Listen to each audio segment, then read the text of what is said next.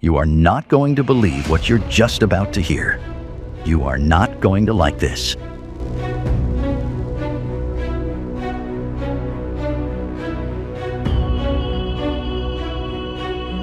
You are going to cry.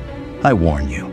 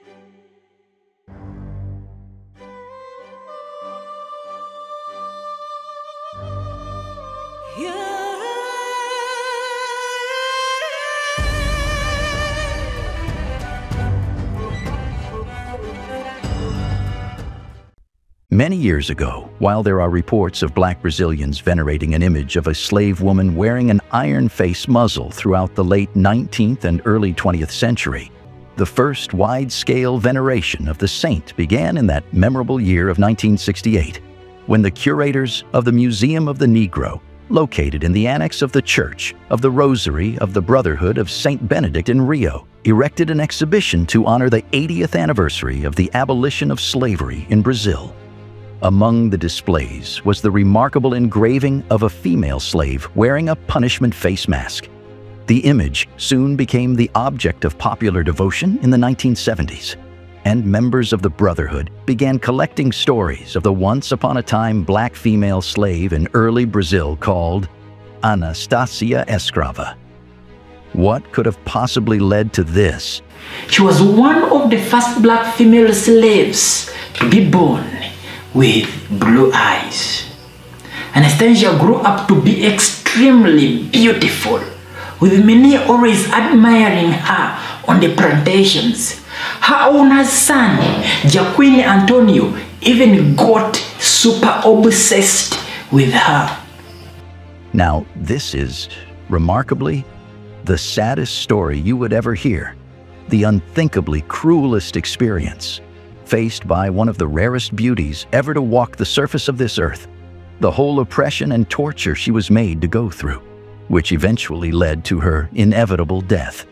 The elements surrounding the story of Anastasia would always be unique, one that would leave you reasoning, taking you into the serious wonder of the extent to which cruelty and racial hate could go.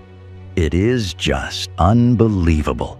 But every single thing you are going to hear today is true.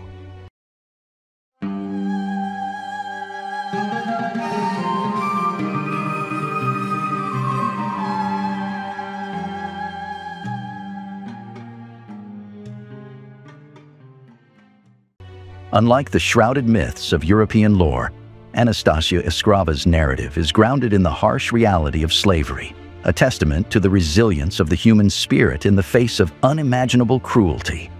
Remembered as an extremely beautiful woman with an Amazonian stature and piercing blue eyes, Anastasia Escrava is said to be born on the 5th of March, around the first half of the 19th century. Without a firm official history of Anastasia, being that the story of her life and martyrdom had obviously faced some effective suppression in the past due to the controversy surrounding her, the story of this unique individual had begun to suffer from variety. But one element all her stories had in common is 1. The extreme suffering of Anastasia in the hands of her cruel white slave masters, and 2. Anastasia's extreme sense of humanity in putting up with the gross wickedness meted out on her throughout her entire life. Anastasia, as history puts it, was the child of a black female slave from the west coast of Africa. Her mother, Delminda, was a black woman from the Bantu tribe in southern Nigeria, She was believed to have come from the royal family of Galanga, all of whom were sold in a slave ship to Rio, Brazil, in those dark, horrible days of slavery. Delminda was one of a cargo of 112 slaves shipped to Brazil in 1740. She was sold in the harbor on arrival to Antonio Rodrigues Velho. In the usual sad light of the horrors black female slaves would go through in those dark era, Delminda came to be regularly assaulted and raped by her white slave owner, and in the very long run, Anastasia was the result. The plantation owner, Antonio Rodrigues Velho, after having discovered that Delminda was with his child, had the once royalty, but now his female slave, done away with in order to hide the evidence of his infidelity from his wife. This was how Delminda was sold away like some dog or goat to Joaquina Pompeo while she was pregnant. While it was time for Delminda to put to birth under the watch of her new owner, it was a shocker, as she had reputedly given birth to a blue-eyed baby girl, one of the first female black slaves to have this feature. She was an unbelievable beauty. She was called Anastasia.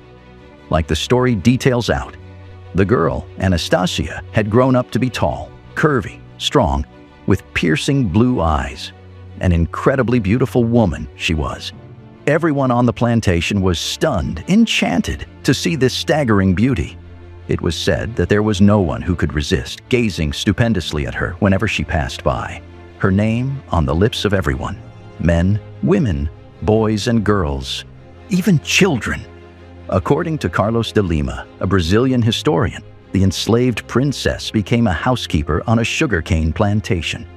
In all versions, she was enslaved and cruelly treated by her enslavers simply for her beauty.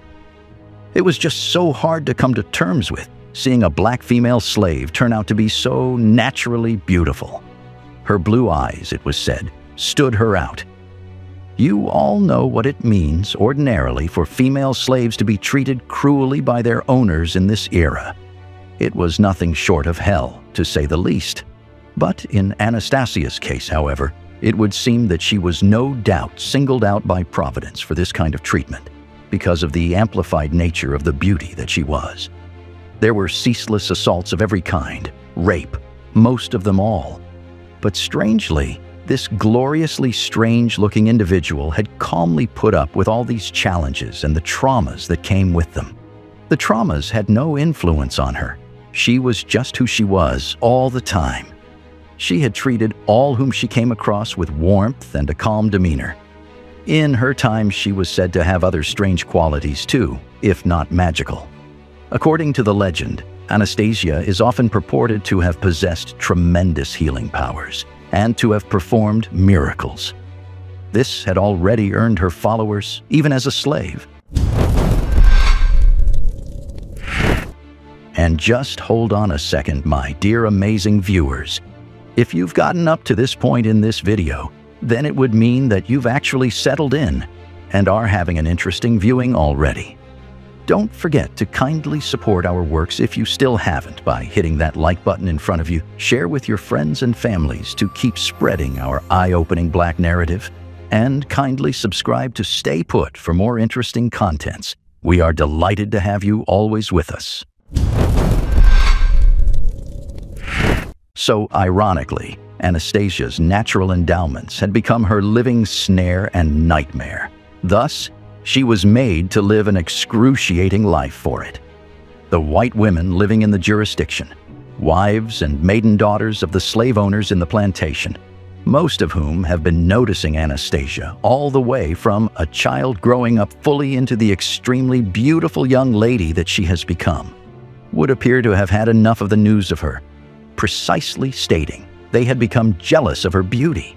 Looking at this pretty girl, admired by all, her smiles, her laughters, her height, her Amazonian physique, the elegant movement of her strides, and even her natural gift as a healer, had all become incendiary all of a sudden, a reason for her to be most hated.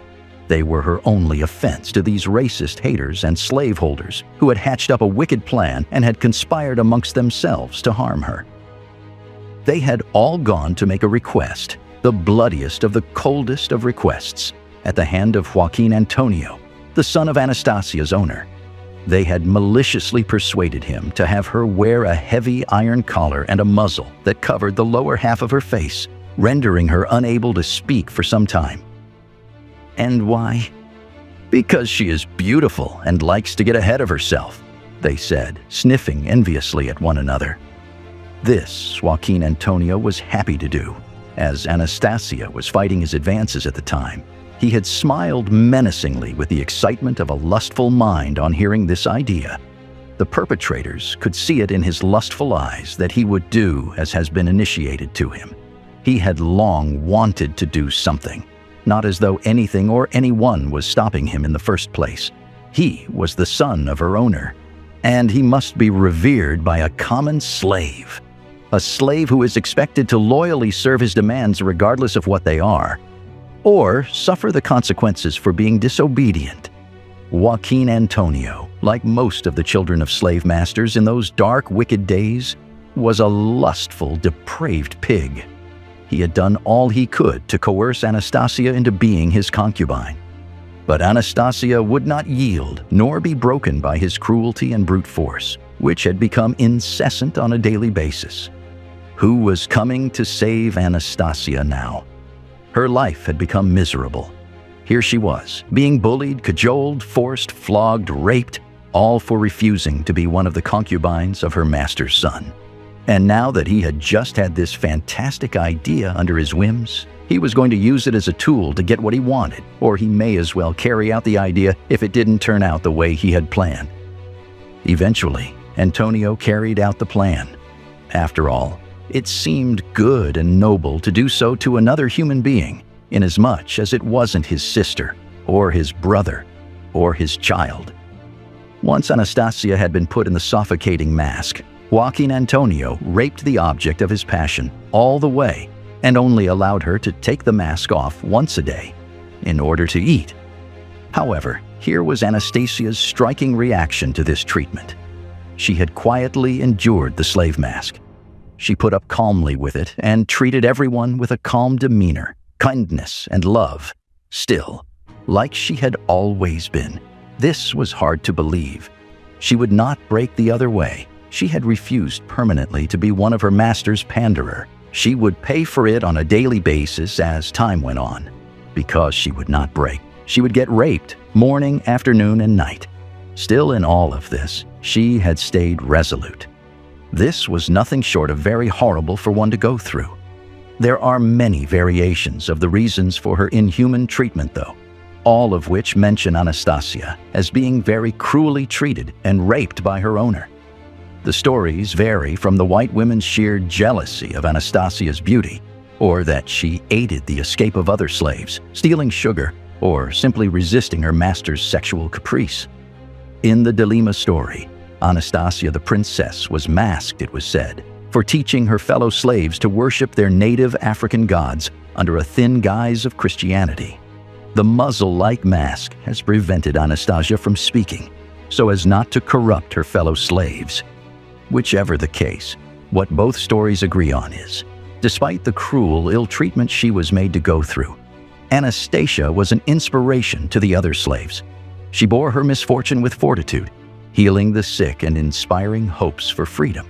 She did not fight against the slave mask, which must have been extremely uncomfortable at best, torturous at worst, but instead had treated everyone with calmness, kindness, and love. However, the unimaginable pain from the iron muzzle and collar, after several long, cold years of suffering, would later on turn out to be her iconic symbol of martyrdom.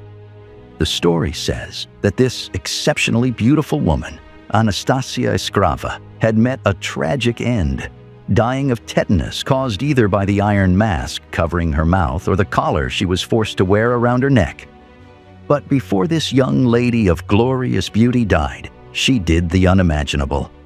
Despite the inhuman treatment meted out on her, before she passed on, she had, unbelievably, cured her own very master's son of a serious disease, and pardoned them for the unforgivable torture and suffering which they had often meted out on her the whole of her days. This exceptionally saintly behavior stole the hearts of all the slaves in the era who had witnessed this occurrence, and the news of the act had spread like wildfire, earning her devout admirers and even worshippers all over Brazil. And guess what? Anastasia's owner had at last freed her. But this was after she had died. Her slaver had manumitted her dead body, revoked her slave status, and she was buried in a slave burial ground in Rio. Ah, such a world. Her slave owner must have felt so pleased to do this. Revoking the slave status of the dead, lifeless body of a harmless slave should have been some great righteous act in the eyes of his twisted mind. Nonetheless, the remains of Anastasia were said to be housed in the Church of Rosario, which was burnt down in 1967. While examining the ruins of the burnt church in 1968, investigators found an engraved portrait of a blue-eyed black woman, collared and in a mask at the back of the church. The artist was the French watercolorist Etienne Victor Arago, and the picture was produced sometime in the early 19th century. Immediately, the picture was associated with the legend of Anastasia. Slavery was not abolished in Brazil until 1888. In the late 19th and early 20th century, reports arose of black Brazilians reverencing the image of a woman in the sort of punishment mask which Anastasia was known most of all to have been subjected to. The poor of Rio and the descendants of its slaves continued to draw strength from her fortitude. But the cult of this mysterious woman, if there truly was one by then, was not widely known. But the discovery of the painting of Anastasia in the Church of Rosario gave the legend a new impetus. An exhibition was mounted at the Museum of the Negro, which was set up in an annex of the church to commemorate the 80th anniversary of the abolition of slavery. The portrait, which had now been identified as Anastasia's, was given center stage. This was the moment the cult of Saint Anastasia was truly born.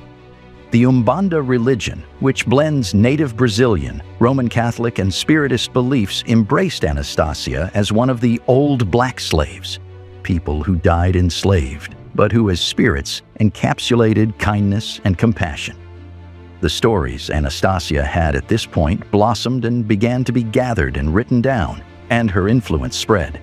By the 1980s, she had already begun, even, to be venerated by the white middle classes. By 1984, the oil company Petrobras funded a campaign to have her officially canonized by the Catholic Church. But despite the fact that the portrait was discovered in the back of one of their churches, the Catholic Church denied Saint Anastasia had ever existed. In 1987, they had declared she was unverifiable, and so never existed. There would be no sainthood. Anastasia's image was removed from churches. But why the denial? Elements of Anastasia's life does indeed ring true.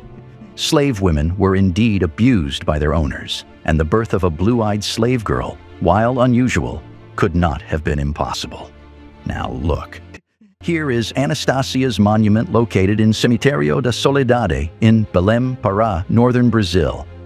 The cemetery was built in 1850, deactivated in 1880, and remodeled in 1913. The masking of slaves was very common in Portuguese Brazil. In his Brazil, entitled Life in Brazil, or A Journal of a Visit to the Land of the Cocoa and the Palm, Anglo-American scientist Thomas Eubank described how Brazilian slaves were often hidden behind iron masks, which were especially used as punishments for those who were troublesome. Although Anastasia's image was removed from churches, her cult did not die out. Independent shrines, such as that of Vaz Lobo in Rio, began to spring up. Small images of the saint lit by candles were venerated by worshippers who left medallions and prayer cards as offerings to their favored saint.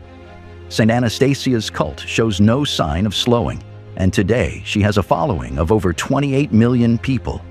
For the poor, white and black in Rio, as well as nurses and prisoners, she is a symbol of hope and compassion. Escrava Anastasia is recognized till date as a symbol of sympathy and forgiveness. Nurses, detainees, and the ill pray to this woman, and today she has a place of worship in Vaz Lobo in Rio. Anastasia Eskrava is definitely not an outright fiction, but a hybrid of numerous lost, nameless individuals who suffered in the ways of this unofficial saint, and yet maintained their humanity. This story also best epitomizes not only Saint Anastasia, but those she represents: the bonded, the abused, the rebels who will not be silent and will not give up hope no matter what they face, and yet, in the face of suffering, never relinquish their dignity, compassion, and humanity. No wonder Eskrava Anastasia is still popular in the Rio of today. In closing, Eskrava Anastasia's story transcends the brutality she endured. Though silenced by the muzzle, her spirit roared. She became a beacon of resilience, a symbol of the enduring human spirit that cannot be broken. Her legacy lives on, not in the mask that confined her, but in the hearts of those who fight for justice and equality. Let her story inspire us to dismantle the systems of oppression and prejudice that still exist, ensuring no one is silenced or dehumanized again. That brings us to the end of yet another mind-blowing video segment. Did you learn a thing or two?